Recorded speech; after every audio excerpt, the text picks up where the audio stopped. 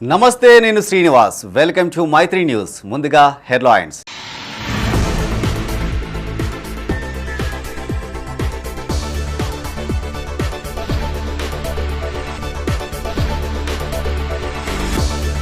కస్తూర్బా విద్యార్థినుల ప్రతిభ అభినందనీయం. సమ్మర్ క్యాంపు ముగింపులో కలెక్టర్ పమేలా సత్పతి.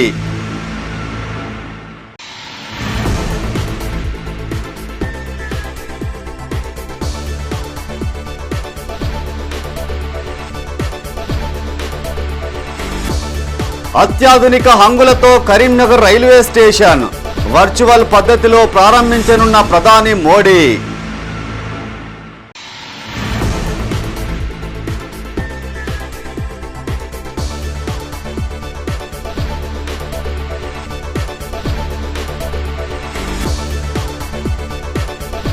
చనిపోయిన ఆగని పోరాటం, ఎట్టకేలకు కొత్తపల్లి భూములకు విముక్తి.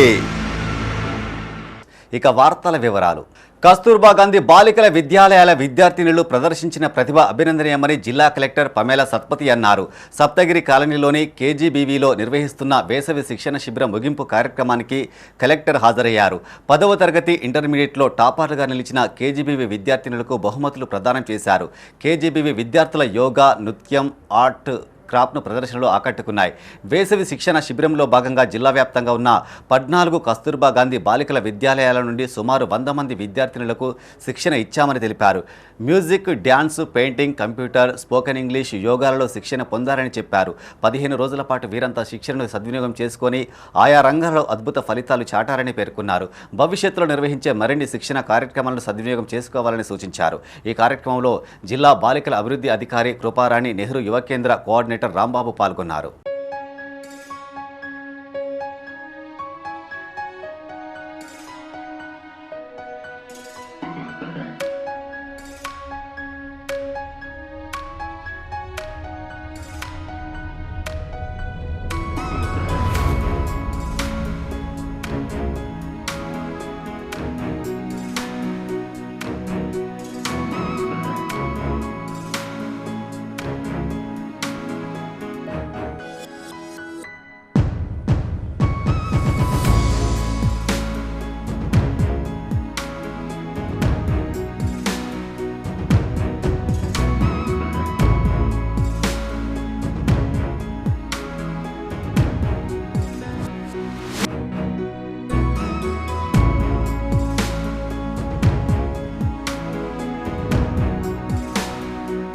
కరీంనగర్లో నూతనంగా నిర్మించిన రైల్వే స్టేషన్ ఎయిర్పోర్టును తలపిస్తుంది. కోట్లాది రూపాయలతో కేంద్ర ప్రభుత్వం ఈ రైల్వే స్టేషన్ను రూపొందించింది.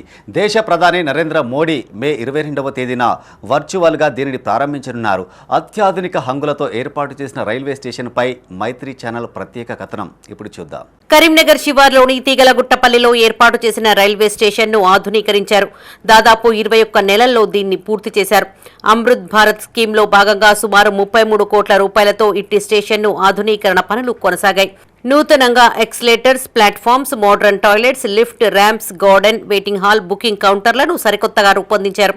వీటితో పాటు రాత్రి సమయాలలో ఎల్ఈడీ వెలుగుల్లో రైల్వే స్టేషన్ కాంతులీననుంది.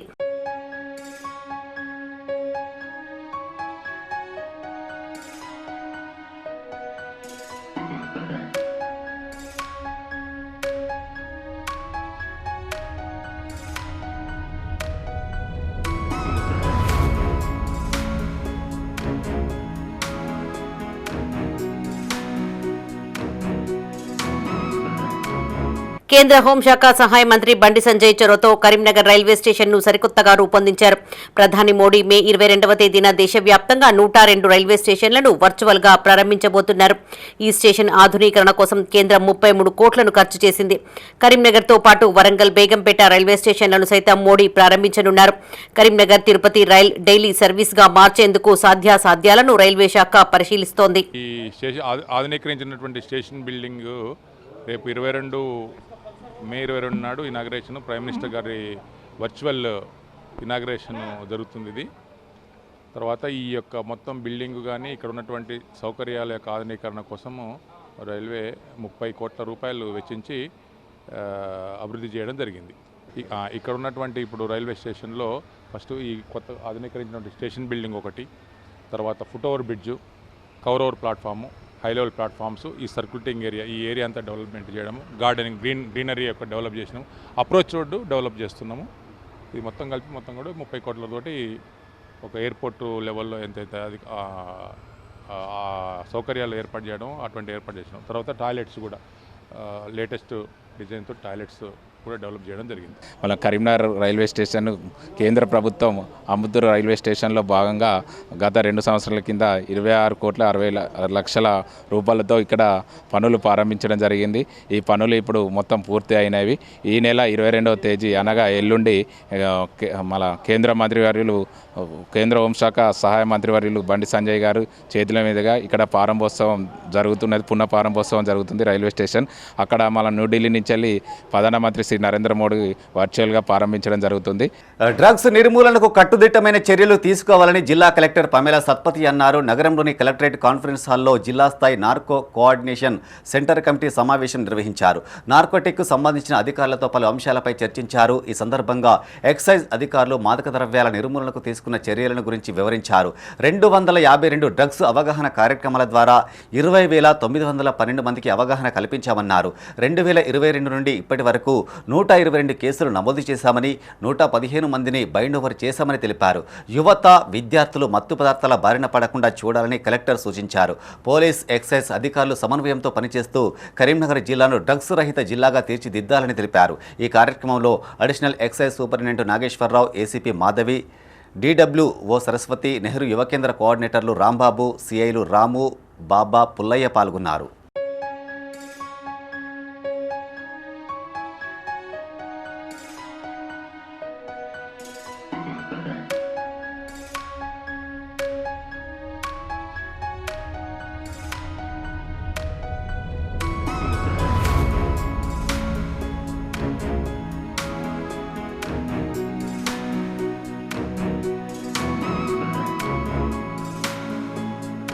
రామడుగు జెడ్పీ హైస్కూల్లో ఏర్పాటు చేసిన సరస్వతి మాత విగ్రహాన్ని ధ్వంసం చేయడాన్ని తీవ్రంగా ఖండిస్తున్నామని రాష్ట్ర బీజేపీ కార్యవర్గ సభ్యుడు మేకల ప్రభాకర్ అన్నారు. కరీంనగర్ జిల్లా రామడుగు మండల కేంద్రంలో ఆయన మీడియాతో మాట్లాడారు. కొన్నేళ్ల క్రితం తన సొంత ఖర్చులతో జెడ్పీ స్కూల్ ఆవరణలో సరస్వతి మాత విగ్రహాన్ని ఏర్పాటు చేశారని చెప్పారు.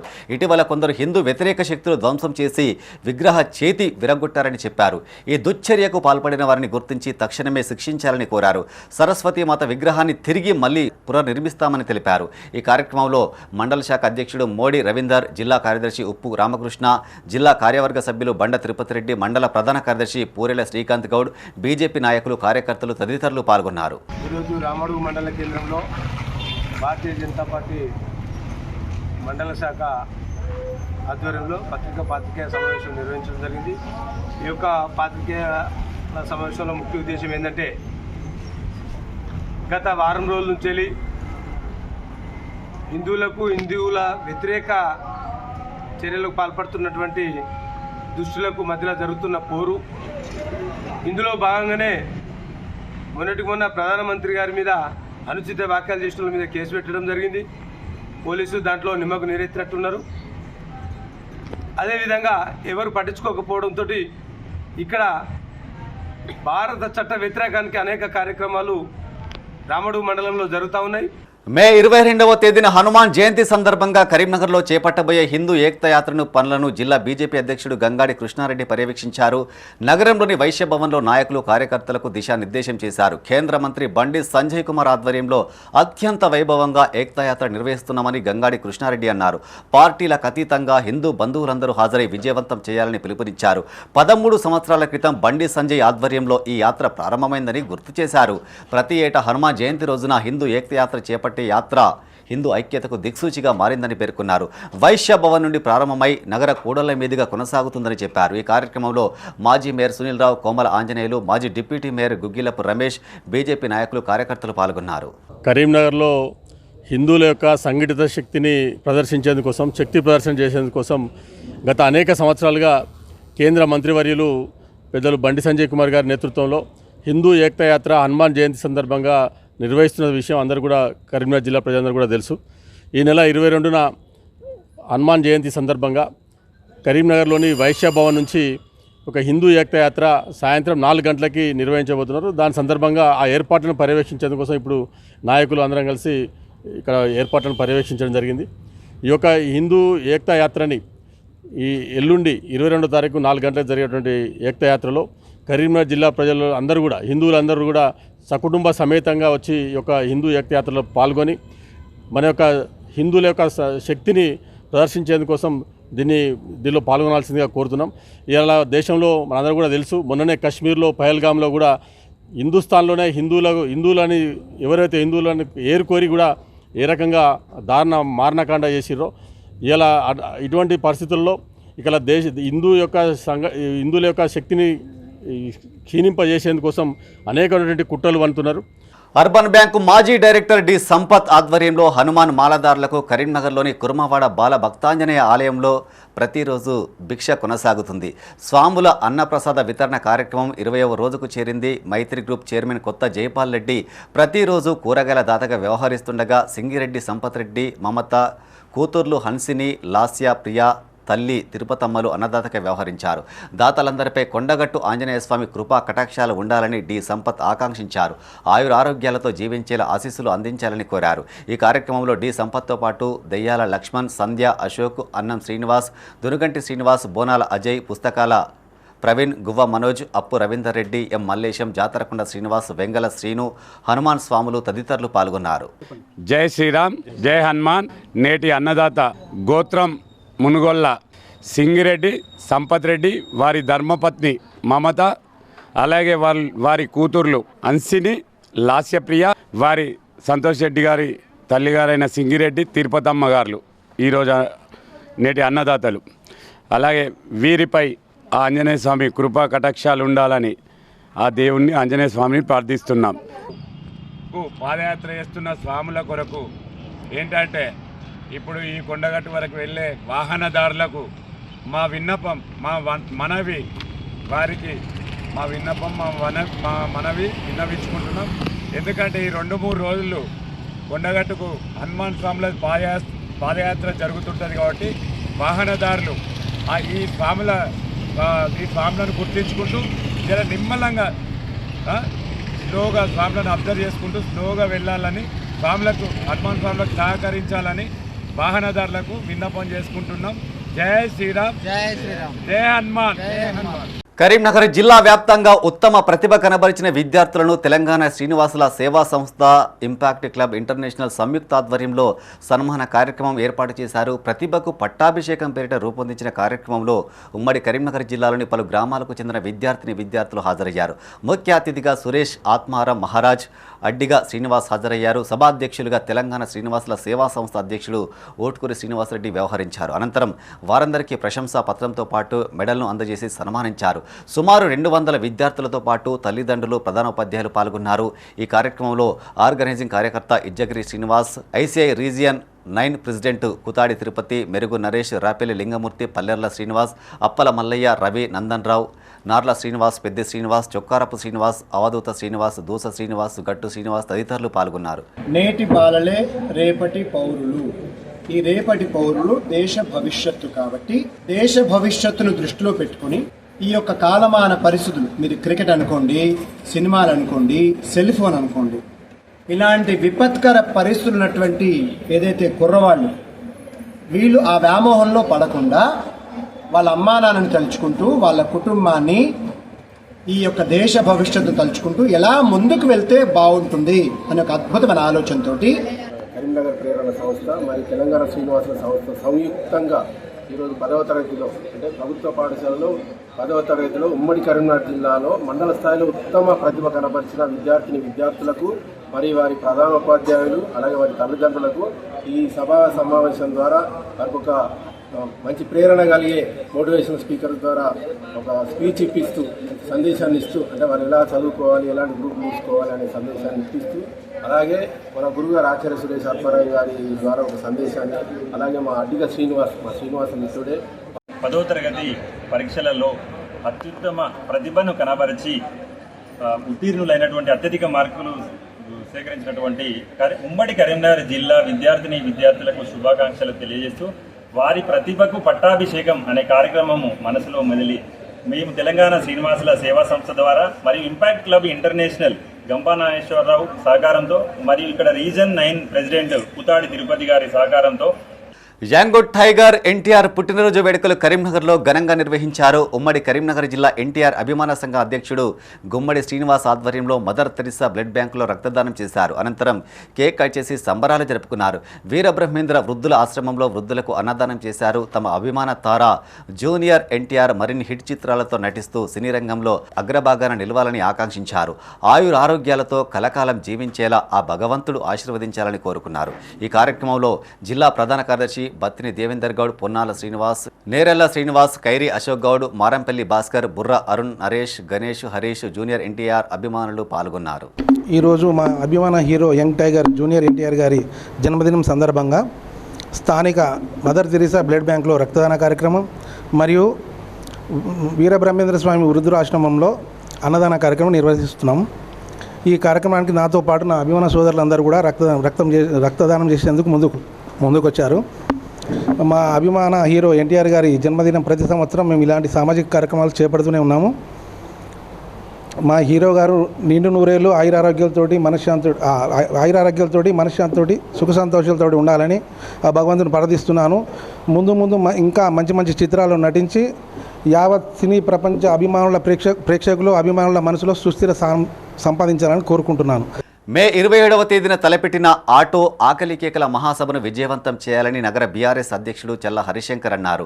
నగరంలోని మంకమ్మతోట మీకోసం కార్యాలయంలో ఆటో ఆకలి కేకల మహాసభ పోస్టర్ను ఆయన ఆవిష్కరించారు. ఈ నెల 27న హైదరాబాద్లో ఇందిరా పార్క్ వద్ద ఇట్టి మహాసభ జరగనుందని చెప్పారు.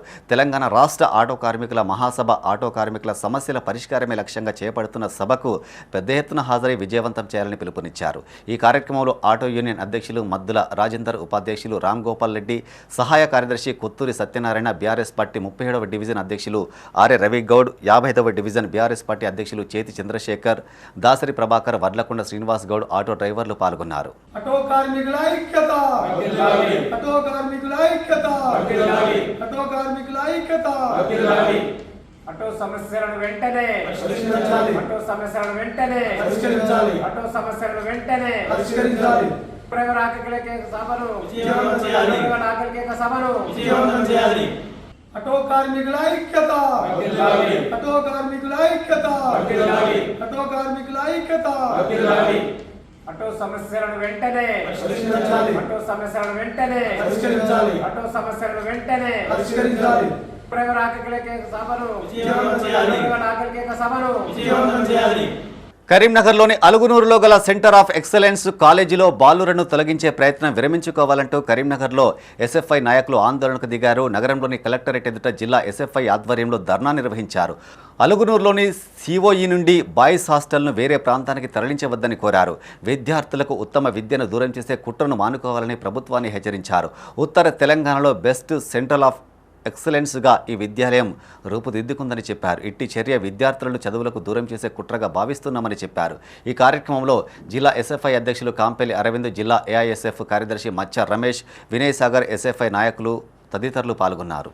2007లో అప్పుడున్న వైఎస్ గారు 4 స్కూళ్ళు ఇచ్చి సివైలు, 2 ఆంధ్రప్రదేశ్, 2 తెలంగాణలో అప్పుడున్న ప్రకారం జీవో ప్రకారం అలుగురు సివైలో 70% మగవాళ్ళు ఉండాలి, అమ్మాయిలు 30% చెప్పారు.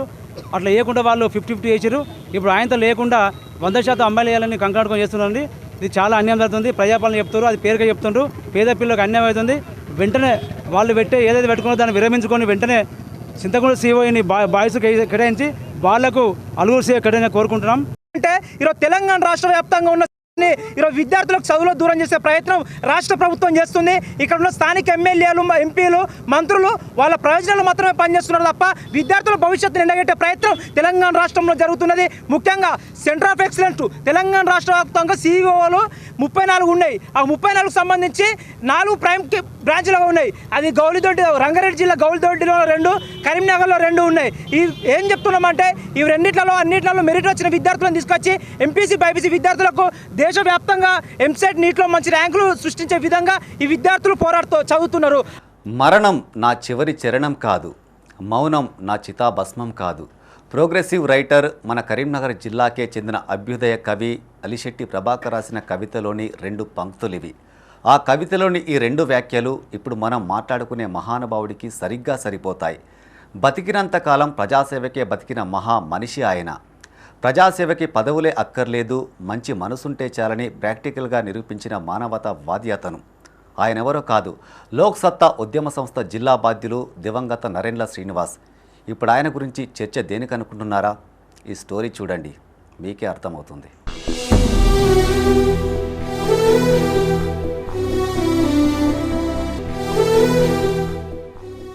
ఈయనే నరేంద్ర శ్రీనివాస్. ఉమ్మడి కరీంనగర్ జిల్లాలో శ్రీనివాస్ గురించి తెలియని వారుండరు. ఆయన మరణించే వరకు కరీంనగర్ జిల్లా లోక్ సత్తా ఉద్యమ సంస్థకి కళ్ళు చెవులు ఆయనే. లోక్ సత్తాని ఇంటి పేరుగా మార్చుకొని లోక్ సత్తా శ్రీనివాస్గా ఎనలేని ఖ్యాతిని గడించారు. హాఫ్ హ్యాండ్ తెల్ల చొక్కా, ఫార్మల్ ప్యాంటుతో సాదాసీదాగా కనిపించే రిటైర్డ్ బ్యాంకు మేనేజర్ ఆయన. ఉద్యోగ విరమణ చేసిన తర్వాత మనుమలు మనమరాన్లతో కాలక్షేపం చేయలేదు. కృష్ణ రామ అంటూ శేష జీవితాన్ని గడపలేదు. తన జీవితంలో సెకండ్ ఇన్నింగ్స్ ఎంత గొప్పగా ఉండాలో పక్కాగా ప్లాన్ చేసుకున్నారు. అది ఆషామాషిగా కాదు, తాను చదివిన చదువుకు తెలివితేటల్ని జీవిత అనుభవాల్ని జోడించి అత్యంత సాహసోపేతమైన వృత్తిని ఎంచుకున్నారు. న్యాయం కోసం తన వద్దకి వచ్చే పేదలు బడుగులకు న్యాయ సహాయం చేస్తూ న్యాయం రుచి చూపించారు.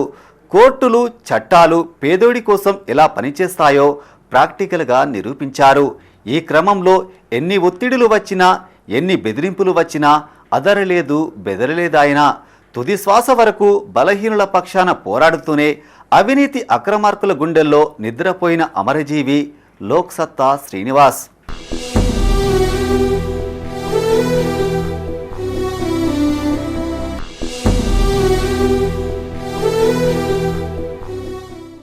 లోక్ సత్తా శ్రీనివాస్ గురించి ఎంత చెప్పినా ఒడవని ముచ్చటవుతుంది. కరోనా మహమ్మారి బారిన పడి మరణించి 4 ఏళ్లు దాటినా ఆయన చేసిన పోరాటం తాలూకు ఫలాలు జిల్లాలో ఎక్కడో ఓ చోట ఇప్పటికీ కనబడుతూనే ఉన్నాయి. న్యాయ వ్యవస్థపై ఎనలేని నమ్మకం కలిగిన శ్రీనివాస్ అదే న్యాయ వ్యవస్థ ద్వారా అనేక సమస్యలకు పరిష్కారాలు చూపారు. తాజాగా కరీంనగర్లోని కొత్తపల్లిలో గత 30 ఏళ్లుగా అన్యాక్రాంతమవుతున్న అసైన్డ్ భూములపై ఆయన చేసిన పోరాటం ఫలించింది. కొత్తపల్లిలోని 175, 198, 199 సర్వేల్లోని అసైన్డ్ భూములు అక్రమార్కుల ద్వారా చేతులు మారుతున్నాయని గుర్తించిన ఆయన 10 ఏళ్ల క్రితమే లోకాయుక్తలో ఫిర్యాదు చేశారు. ఆ ఫిర్యాదు ద్వారా విచారణ చేపట్టిన లోకాయుక్త అట్టి భూముల్లో రిజిస్ట్రేషన్లో అయిన డాక్యుమెంట్లని వెంటనే రద్దు చేయాలని జిల్లా కలెక్టర్కి ఆదేశాలు జారీ చేసింది. లోకాయుక్త ఆదేశాలతో కలెక్టర్ పమేలా సత్పతి వాటిని రద్దు చేయాలని రిజిస్ట్రేషన్ శాఖకి ఆర్డర్ పాస్ చేసింది. దీంతో 476 డాక్యుమెంట్లు రద్దు కావడమే కాదు, 100 కోట్ల విలువ చేసే 20 ఎకరాల భూమి తిరిగి ప్రభుత్వ పరం కానుంది.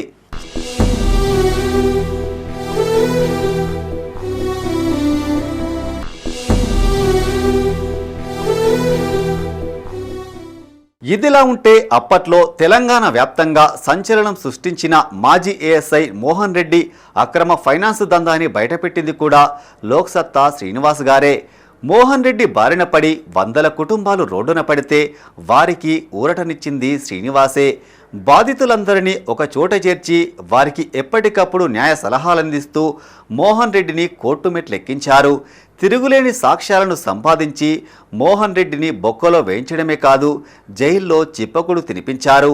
ఇవే కాకుండా వినియోగదారుల ఫోరంలో కూడా అనేక కేసులు వాదించి ఎంతోమంది వినియోగదారులకు న్యాయం దక్కేలా చేశారు. ప్రజా సమస్యలపై నిరంతరం పోరాడుతూనే అందుకోసం పనిచేసే ప్రజా సంఘాలు, సమాజ సేవకులు, జర్నలిస్టులకు అనేక సలహాలు సూచనలు ఇచ్చేవారు. నిరంతరం అధ్యయనం చేసే శ్రీనివాస్ వయసుతో సంబంధం లేకుండా తన చివరి రోజుల్లో న్యాయ విద్యను సైతం అభ్యసించి తన పేరు చివర అడ్వకేట్ అనే డిసిగ్నేషన్ సైతం చేర్చుకున్నారు. కీర్తిశేషులు నరేంద్ర శ్రీనివాస్ గారు ప్రజా సంఘాల ప్రజా ఉద్యమాల నుంచి వచ్చినటువంటి ఒక కార్యకర్తగా, స్టూడెంట్ ఫెడరేషన్ నుండే ఆయనకు వామపక్ష భావాలు కలిగినటువంటి నాయకునిగా ఎదిగి అంచెలంచెలుగా ఎదిగి కరీంనగర్ జిల్లా అధ్యక్షునిగా, లోక్సత్తా అధ్యక్షునిగా, వినియోగదారుల అధ్యక్షునిగా అనేక కేసులు వేసి లోక్సత్తా సీనన్నగా పిలువబడేటువంటి ఎన్ శ్రీనివాస్, నరెడ్ల శ్రీనివాస్ గారి మృతి అనేది సామాన్య మధ్యతరగతి ప్రజానీకానికే కాదు, జర్నలిస్టు లోకానికి సైతం ఉమ్మడి కరీంనగర్ జిల్లాలో పర్టికులర్గా కరీంనగర్ జర్నలిస్టులకు సైతం తీరని లోటు. అనేక అవినీతి అక్రమాల చిట్టా విప్పారు. అనేక కేసులు చేసుకోవడానికి, దాన్ని సాల్వ్ చేయడానికి సైతం తనదైన స్టైల్లో ఒకవైపు వినియోగదారుల ఫోరంకి సంబంధించిన అనేక చురుకైనటువంటి పాత్రలు పోషిస్తూనే, మరొక వైపు బ్యాంకుకు వచ్చేటువంటి కస్టమర్లకు ఎంతవరకు ఉపయోగపడతాం, ఎలా ఉపయోగపడతామని చెప్పేసి వారి సేవలు అందిస్తూనే వ్యక్తిగత జీవితం, ఉద్యోగం, సామాజిక బాధ్యత ఈ 3 పాఠశాలను దిగ్విజయంగా నిర్వహించి తన జీవితాన్ని సార్థకం చేసుకున్నారు లోక్సత్తా శ్రీనివాస్. ఆయన లేకున్నా ఆయన ఆశయాలు కొనసాగాలని కోరుకుంటూ శ్రీనివాస్ సరికి ఘనంగా నివాళి అర్పిస్తుంది మైత్రి ఛానల్.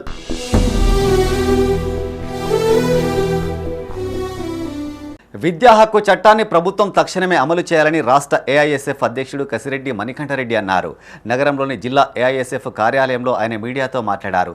తెలంగాణ రాష్ట్రంలోని ప్రైవేటు పాఠశాల యాజమాన్య సంఘాలు విద్యా హక్కు చట్టాన్ని అమలు చేయాలని కోరారు. ప్రైవేటు పాఠశాలలో విద్యా హక్కు చట్టం ప్రకారం అర్హత గల 25% విద్యార్థులకు ఉచితంగా విద్యను ఇవ్వాలన్నారు. రాష్ట్ర ప్రభుత్వం విద్యాశాఖ చెబుతున్న నిబంధనలను పట్టించుకోకుండా ప్రైవేటు పాఠశాలలు ఏకపక్ష నిర్ణయాలు సరికాదన్నారు. ఎట్టి విషయంపై ముఖ్యమంత్రి రేవంత్ రెడ్డి ప్రత్యేక చొరవ తీసుకోవాలని కోరారు.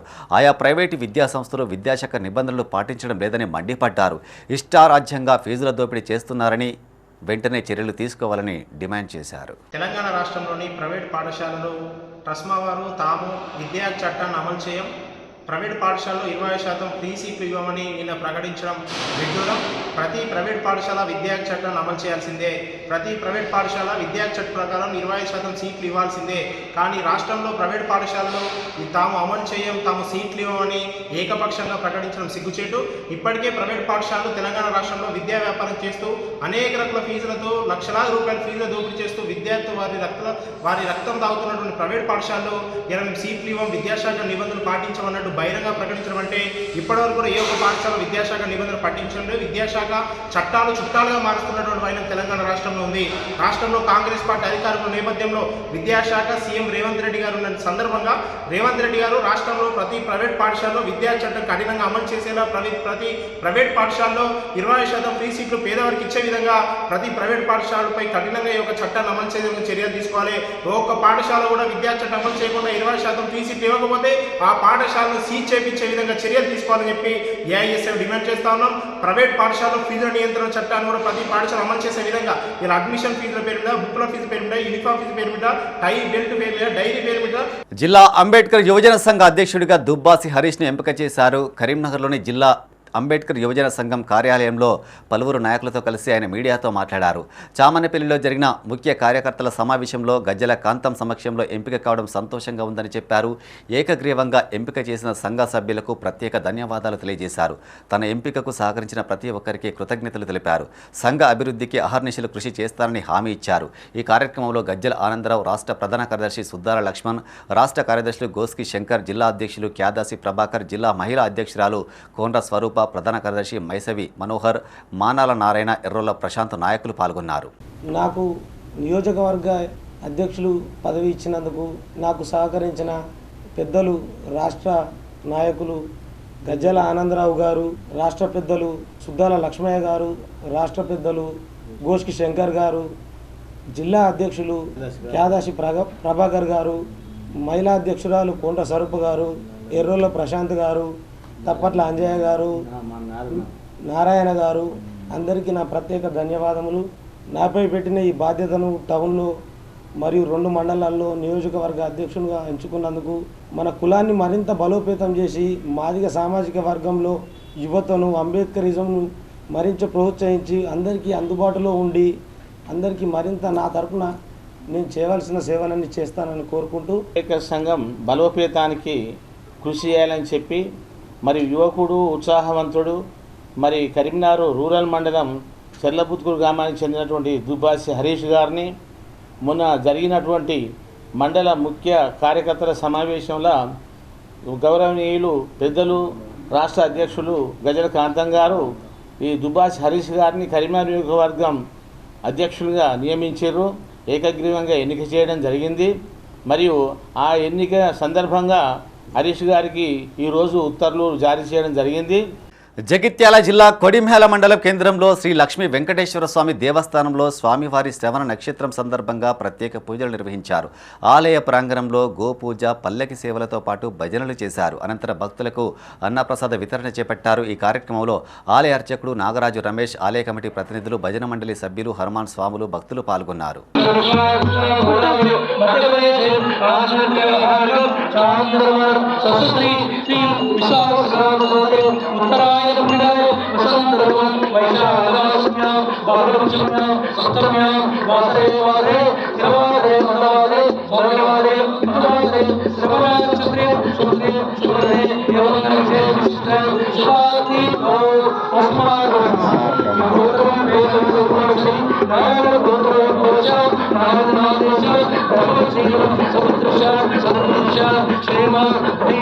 కరీంనగర్ జిల్లా గన్నేరువరం మండలం మైలారం గ్రామంలో హనుమాన్ దీక్షా స్వాములు శోభయాత్రను ఘనంగా నిర్వహించారు. ఈ నెల 22న హనుమాన్ జయంతి పురస్కరించుకుని ట్రాక్టర్లో శ్రీరాముడి చిత్రపటంతో డీజే భక్తి గీతాలు, బజరంగబలి జెండా చేతబట్టి భక్తి శ్రద్ధలతో శోభయాత్ర కొనసాగింది. హనుమాన్ స్వాములు నృత్యాలు చేస్తూ సందడి చేశారు. జై శ్రీరామ్ నినాదాలతో ఆ ప్రాంతమంతా భక్తి పారవశ్యంలో మునిగిపోయింది. ఈ కార్యక్రమంలో గ్రామంలోని పలువురు హనుమాన్ దీక్షాపరులు, ప్రజలు పాల్గొన్నారు.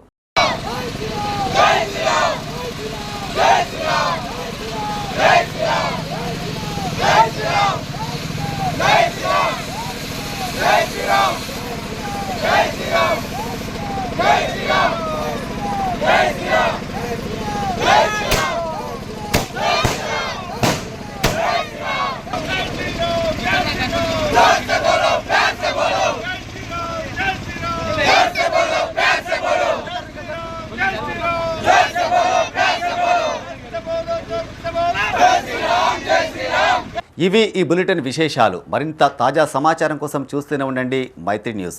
మేము లోకల్ మాడ్డా కరీంనగర్. Sign off Srinivas.